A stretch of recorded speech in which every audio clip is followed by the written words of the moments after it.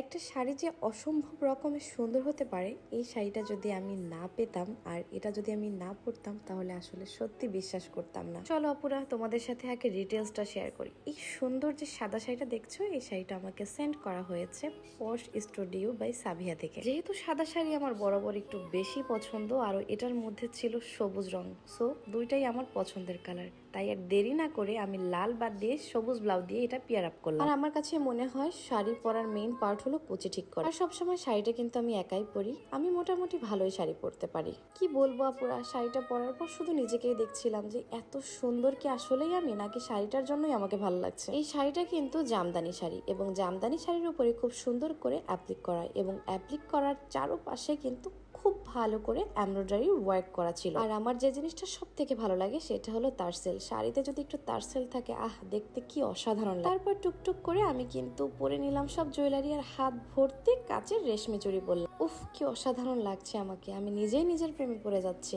সত্যি কথা বলতে আমাকে সুন্দর দেখানোর পিছনে আসলে শাড়িটার প্রচুর হাত রয়েছে।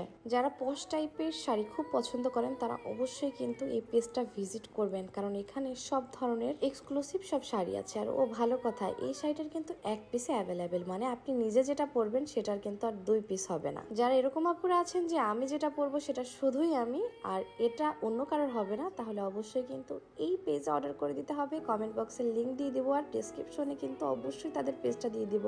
সো তাড়াতাড়ি করে কিন্তু ইনবক্স করে ফেলুন। সবাই ভালো থাকবেন, দেখা হবে আবার নেক্সট টাইম। আল্লাহ হাফিজ।